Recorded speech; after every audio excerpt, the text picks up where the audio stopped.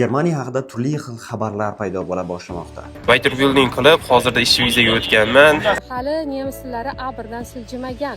Borgandan keyin o'zgartiraman degan narsa bo'lmaydi. Shunchaki ko'chada baklashga terishni maqsad qilgansiz. Mana bu baklashkani sababi.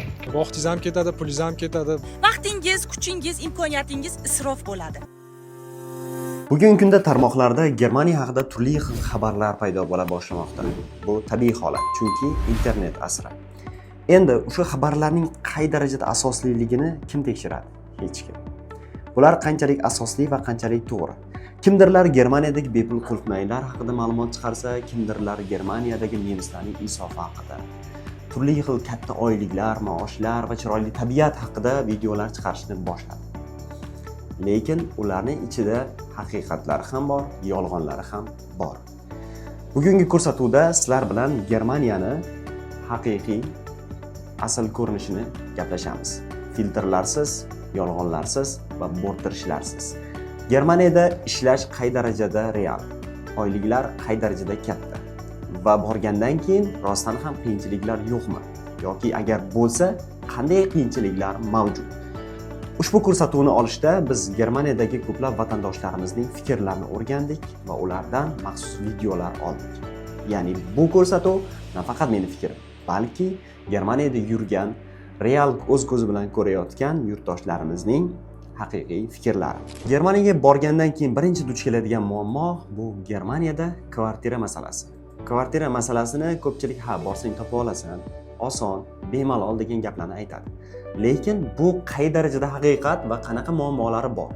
Buni Germaniyada o'qiyotgan talaba Bekzod vatandoshimiz orqali eshitamiz. Bu masala bo'yicha meni qisqacha fikrim, kelgan odamda birinchi Germaniyada katta xarajat bo'ladi. Uy topish o'ziga vaqtingiz ham ketadi, pulingiz ham ketadi. Birinchi uylar hozir 600-700 dan boshlanib, uni depozitlari 2 xona uchun 2,5 ming, 2 mingdan bo'lyapti. Ya'ni siz birinchi uy to'loviga qo'shib depozitni ham berib yuborasiz. Quruq qo'l bilan kelib bo'lmaydi Germaniyaga. Hozir ko'zi tutilmagan xarajatlar ko'p. Ya'ni Deutschlandtik transport vositalaridan bemalol foydalanish uchun oyiga 50 euro to'laysiz. 20-30 euro sim kartangizga, yana 20 euro radioga to'laysiz. Germaniyada hech kimda hozirgi kunda radio bo'lmasa ham, eshitmasa ham shunaqa to'lovlar bor, ko'zi tutilmagan. Shuning uchun iltimos qilgan bo'lardim.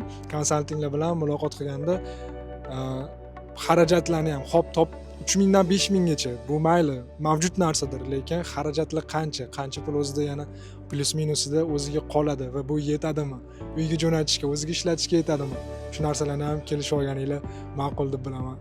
Germaniyaga ketish haqida turli xil savollar keladi va biz bu savollarga javob berishga harakat qilamiz. Lekin savollar orasida ayrim savollar juda ham ta'bimizni xira qiladigan savollar bor. Misol uchun, Germaniyaga borib mo'ykada ishlasam bo'ladi. Germaniyaga borib baklashga terib ishlasam bo'ladi. O'sha orqali tirikchilik qilsam bo'ladi degan savollar tug'iladi. Bu juda ham achinarli holat, chunki siz O'zbekistondan 4000 kilometr uzoqlikda joylashgan davlatdan musofirchilikda borib, kasb o'rganish imkoniyatingiz mavjud bo'lgan paytda, qo'shimcha boshqa sohalarda yaxshi ishlash imkoniyati bo'lgan paytda shunchaki ko'chada baklashga terishni maqsad qilgansiz yoki mo'ykada mashina yurishni maqsad qilgansiz. Bu juda ham achinarli. Agar siz yosh bo'ladigan bo'lsangiz, o'zingizni ehtiyojingizga mos pul topadigan bo'lsangiz, hozir faqat kasb o'rganing, pulga qaramang. Keyinchalik albatta kelajak sizniki bo'ladi. Assalomu alaykum barchaga. Germaniyada anjanchasiga sizlar bilan Abubakir Lutfullayev. Oldimda bu baklashkani turishi biroz g'alati. Sababini video yakunida aytib o'taman. Demak, men qishloq xo'jaligi sohasida 2,5 yildan buyon ishlab kelyapman. Dastlab Weiterbildung bilan va hozirda 4 yillik Fachkraft vizasi bilan davom ettiryapman. Menga ko'plar savollar bilan murojaat qiladi. Abubakir, qishloq xo'jaligi sohasiga tilni bilmasdan yokida A1, A2 darajani ozroq o'rganib borsam bo'ladimi? Axir mollar bilan gaplashmaymiz-u deb qo'shimcha qilishadi. To'g'ri, mollar bilan gaplashmaymiz, lekin o'sha mollarning egasi bilan, nemis rahbari bilan gaplashamiz. Nemis kollegalar bilan birga ishlaymiz. Rahbarlar aytadi, mollar kasal bo'lsa dori-darmon qilish kerak, oziq-ovqatiga qo'shimchalar qo'shish kerakligi, ta'mirlash ishlari, yangilash ishlarini tushunib, vazifalarni bajarish uchun eng kamida B1 darajasini tavsiya qilaman. Sizlarga hozir A1 va A2 darajada ozroq o'rganib, Germaniyaga shoshib kelib, keyin afsus qilgan 3 ta vatandoshimiz haqida aytmoqchiman. Birinchi vatandoshimiz BFT va FSYOP vizasini bilamiz. Ko'ngilli volontyor xizmati deyiladi. Ushbu vizaga termin 8-9 oy davomida kutgan, viza natijasini 1 oy kutgan va vizasi Alloh nasib etib chiqdi. Germaniyaga kelib ish boshlashni yana 1,5 oy kutgan. Umumiy vaqtni hisoblasak, taxminan 1 yil bo'lyapti. Mana shu 1 yil davomida tilni yetarli darajada o'rganmadi. Men A2 darajada bilaman, eplab ketaman, borib bosam bo'ldi deb o'ylagan. Germaniyaga ham keldi, ish boshladi, ammo 1 oy to'lmasdan ishidan haydaldi. Sabab tilni yetarli darajada bilmagani bo'ldi. O'zbekistonda ekanida ish beruvchi bilan onlayn Zoom platformasi orqali suhbat bo'ladi. Buni bilamiz. O'sha vaqtda yoniga daftar ruchka qo'yib, o'ziga shpagarka qilib foydalanib, suhbatdan bir amallab o'tgan. Lekin Germaniyaga kelib jonli muloqotda o'zi ham bildiki, til darajasi A2 emasligini, ya'ni A2 man deb o'zini o'zi aldab yurgan. Undan so'ng bir nechta joyga yana ish topdi, murojaat qildi, lekin til darajasi yetarli bo'lmagani uchun ular ham ishga qabul qilmadi. Hozirgi holati, hozirgi vaziyati qanaqaligini Alloh biladi, o'zi biladi. Ikkinchi vatandoshimiz, bir do'stimiz, o'sha nomi chiqqan mashhur konsalting agentliklarida A1, A2 darajada yetadi qishloq xo'jaligiga degan gaplariga, noto'g'ri motivatsiyasiga ishonib, tilni yetarlicha o'rganmagan. Ammo Alloh nasib etib, Weiterbildung vizasini qo'lga kiritgan. Keyin ish beruvchisiga email orqali yozgan: "Rahbar, men vizani oldim. Endi qachon ishga boray, nimalar qilishim kerak?" degan holatda email yozgan. Ish beruvchisi nima qildi? Telefon qildi to'g'ridan-to'g'ri u bilan muloqot qilish uchun va gaplashganda bildiki, u bola A2 darajada ham bilmasligini va nemis rahbariga bu yoqmadi. U bolani atkaz qildi. "Menga ma'qul kelmaysan, men tilni yaxshiroq biladigan ishchi xohlagandim" dedi. Undan so'ng u bola boshqa joyda yana bir qancha ish firmalari topdi, muloqot qildi, ammo til darajasi pastligi sabab ular ham qabul qilmadi. Natijasida u bola Rossiyaga ketishga majbur bo'ldi. Hattoki qo'lida Weiterbildung Germaniyaga 1 yillik vizasi bo'lsa-da, Alloh nasib etmadi kelishni. Rossiyaga ketdi. Uchinchisi, mana bu baklashkani sababi. Bir do'stimiz hozir O'zbekistonda hali hujjat qilmagan, hali Germaniyaga kelmagan, lekin mendan so'rayaptiki, "Aka, Germaniyaga borsam, dam olish kunlarimda qo'shimcha ishlasam bo'ladimi?" dedi. "Ha, bo'ladi. Nima qilmoqchisiz?" desam, "Baklashga terib pul topmoqchiman" dedi. Bu kim uchundir kulgili holat, lekin men uchun achinarli holat bo'ldi. Sababi bo'lib ham Germaniyada qo'shimcha pul topish uchun baklashga terib, bu aqlga sig'maydigan holat. Bir kunda Germaniyada nechta baklashga terish mumkin? Bir dona baklashka narxi 25 sent. 100 tasi 25 yevro bo'ladi, lekin bir kunda 100 ta baklashga terish bu imkonsiz.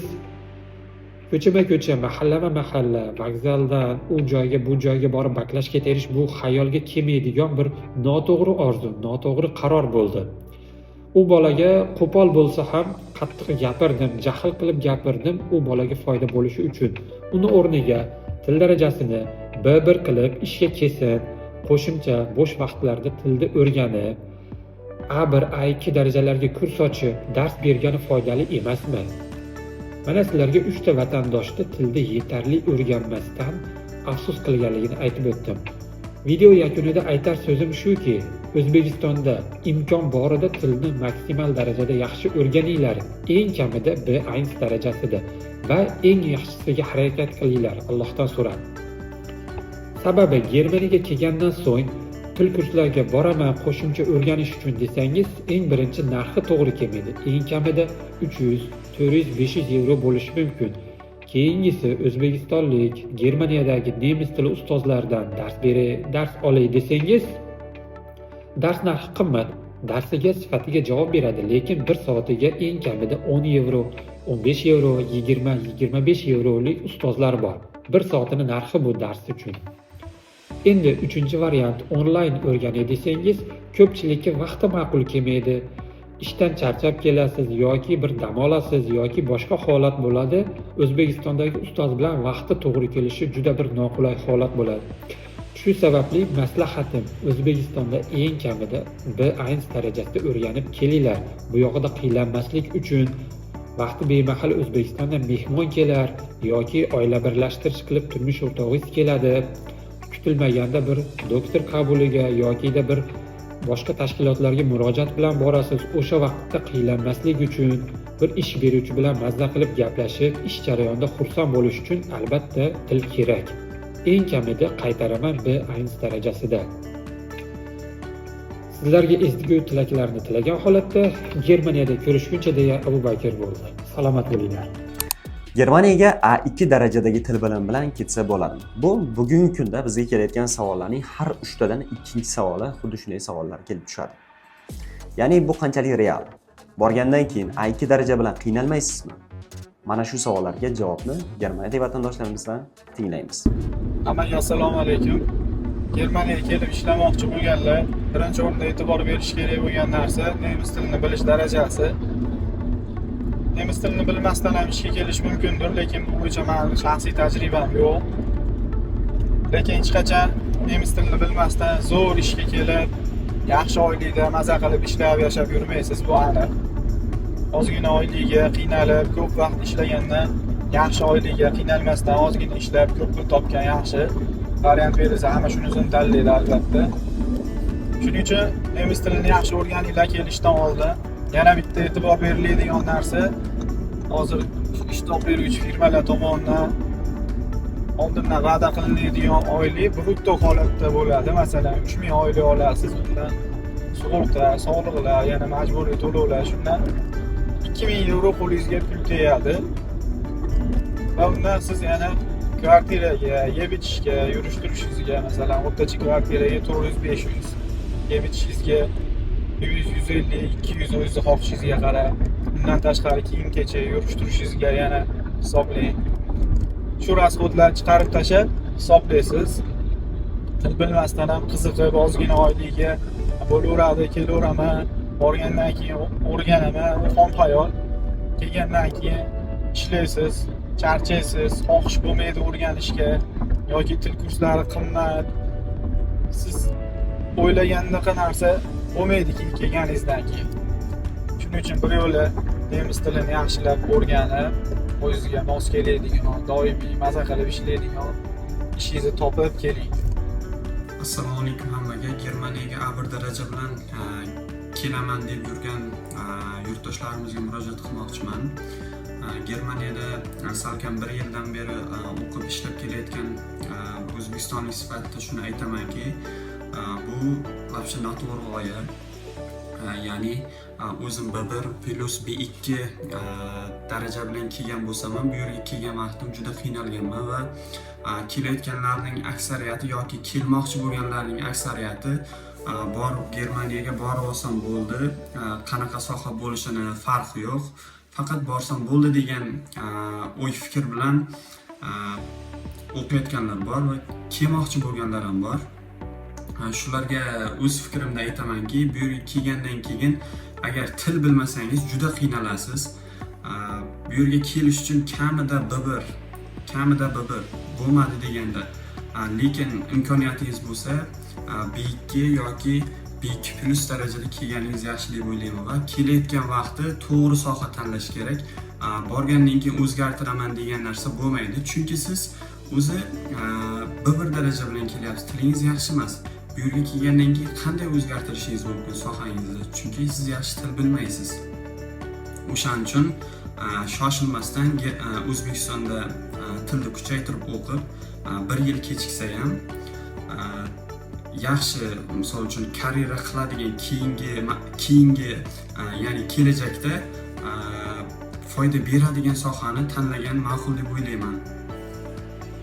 Germaniyaga borib olsam bo'ldi, tilni o'sha yerda o'rganib ketaman deb ko'pchilik o'ylaydi, lekin to'g'risi, agar siz hali uylanmagan va yosh bo'lsangiz, bu sizga ish berishi mumkin. Lekin agarda oilali bo'lsangiz va yoshingiz 25 plus bo'lsa, buni tavsiya qilmagan bo'lardim. Sababi, birinchidan siz til bilmay kelganingiz sababli atrofga integratsiya qilishingiz qiyin bo'ladi. Ya'ni qo'shilib muloqot qilishingiz qiyin bo'ladi. Shu yerda 3-4 yildan beri yashayotgan o'zbeklarni ko'ryapman. Hali nemis tillari A1 dan siljimagan. Ikkinchisi, Germaniya juda ham hujjatboz davlat bo'lganligi uchun siz hujjat ishlarni bitirishga doim kimgadir yalib yurishingizga to'g'ri keladi. Juda ham stress beradi bu narsa. Eng yomon uchinchisi, siz tilni yaxshi bilmaganingiz uchun yaxshi oylik to'laydigan ishni topa olmaysiz va buning oqibatida hattoki oilangizni ham olib kelishingiz muammo bo'ladi. Sababi oila birlashtirish dasturi uchun sizni oilangizga yetadigan mablag'ingiz bo'lishi shart. Shuning uchun tavsiya qilardim, Germaniyaga albatta nemis tilini yaxshi bilgan holatda, qonuniy holatda kelishingizni. Shu o'rinda yana bir narsani aytib o'tishimiz kerak. Hozirgi holatda ochiq aytadigan bo'lsak, O'zbekistonga taklif qilinayotgan ko'plab kasblar, hammasi emas, ko'pchiligida Germaniyaning o'zidan yaxshi sohalar Germaniyaning o'zida zudlik bilan to'ladi. Agar odam topilmasa, Yevropadan ishchi izlanadi. Agar Yevropadan ham chiqmasa, keyin O'rta Osiyo hududlari va 3-davlatlarga tavsiya qilinadi. Sizga maslahat sifatida shuni aytishimiz mumkinki, agar siz kelajagingizni Germaniyada qurmoqchi bo'lsangiz, Germaniyaga borib nafaqat pul ishlab kelish, balki qaysidir sohaning mutaxassisi bo'lib, O'zbekistonga kelganda ham o'sha soha bo'yicha yetuk mutaxassis bo'lib ishlashni xohlaydigan bo'lsangiz, yaxshiroq sohani tanlang. Shunchaki viza bersa bo'ldi, ketib olsam bo'ldi degan maqsadda duch kelgan sohani tanlang. Assalomu alaykum do'stlar. Hozirda biz Madrid shahridagi Bernabeu stadionidamiz. Xo'p, bugun sizlarga Weiterbildung nima? Unga kimlar kela oladi hamda uning minus tomonlari qanday bu haqida bafurcha gaplashib o'tamiz. Xo'p, Weiterbildung nima? Weiterbildung o'zi Germaniyada malaka oshirishlik. Bu 1 yillik yoki 6 oylik bo'ladi. Xo'p, bunga kimlar amalga oshira oladi? Buni universitetda, institutda bitirgan odamlar bemalol amalga oshira oladi. Xo'p, ko'pchilik Weiterbildung aytishadi, til bilishlik shart emas, sertifikat shart emas deyishadi. Bu narsa noto'g'ri. Men o'zim Weiterbildung qilib, hozirda ish vizaga o'tganman. Weiterbildung yo'nalishi bo'yicha ingliz tilida qilganman. Men shu birinchi qilgan fermer xo'jaligimda ingliz tilida suhbat bo'lardi. Keyinchalik ish o'zgartirganimdan keyin juda ko'p muammolarga duch keldim.